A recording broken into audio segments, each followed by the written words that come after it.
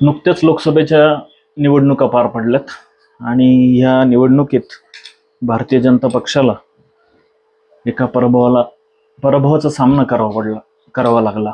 याचं एक कुठेतरी आत्मचिंतन व्हावं, कुठेतरी आत्मपरीक्षण झालं पाहिजे, कुठेतरी मंथन झालं पाहिजे। या दृष्टिकोनातून जेव्हा सगळा विचार केला गेला तेव्हा काही चुका ज्या झाल्यात त्या प्रदेशांना लक्षात आणून देणं मी माझं कर्तव्य समजतो की जे काही नेतृत्व आहे, जे आमचे शहर जिल्हाध्यक्ष आहेत, हे यांनी आता तुम्ही भिंगर मंडळाचा विचार जर केला तर माझ्या भिंगर मंडळामध्ये 17 बूथ आहेत आणि आम्ही गेल्या म्हणजे जसं 2011 पासून आम्ही काम करत असताना जेव्हा 18 पासून आम्ही बूथ रचना वगैरे सगळी तयार केली तेव्हापासूनची बूथ रचना आहे।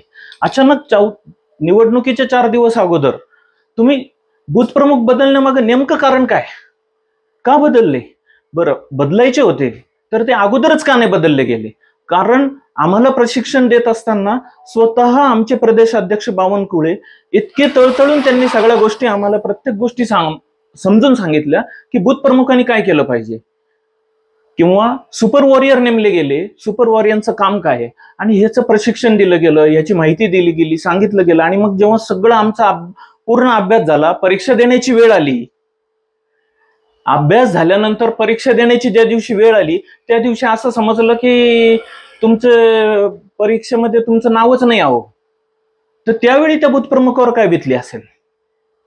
मग हे सगळं करण्यामागे नेमकं कारण काय? आणि अशा काही गोष्टी अशा आम्हाला जाणवल्या गेल्या की ती आपल्या पक्षाची पदाधिकारी सुद्धा नाही किंवा दुसऱ्या पक्षाचे पदाधिकारी ते सुद्धा इथे बूथ प्रमुख म्हणून नेमले गेले। मग अशा ठिकाणी आम्ही निवडणूक असल्यामुळं आम्ही त्यावेळी काहीच बोललो नाही, सगळं काही व्यवस्थित पार पडून दिलं, कुठे वाद नको म्हणून। परंतु एकूण त्यांचं वागणं हे जाणून बुजून बिलकुल साईड करणे, म्हणजे बोलायचं नाही परंतु न बोलता कुठेतरी कार्यकर्त्यांना साईड दाखवायचं का? मी भारतीय जनता पार्टीचा कार्यकर्ता आहे परंतु त्यांनी आपला समज करून घेतलं की नाही, हा अमुक एक गटाचा आहे, तो तमुक एक गटाचा आहे। हे असं का?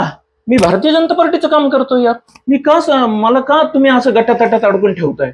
आमच्या मनात काहीच नाहीये परंतु तुम्ही असं का आमच्या बरोबर वागताय? या गोष्टी असह्य झाल्या होत्या अक्षरशः।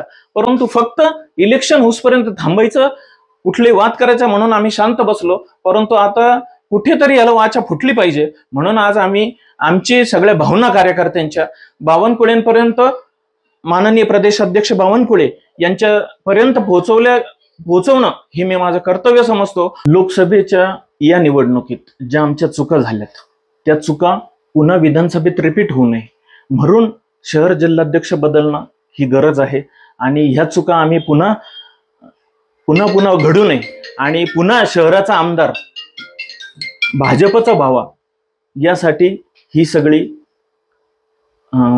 तडफड आहे।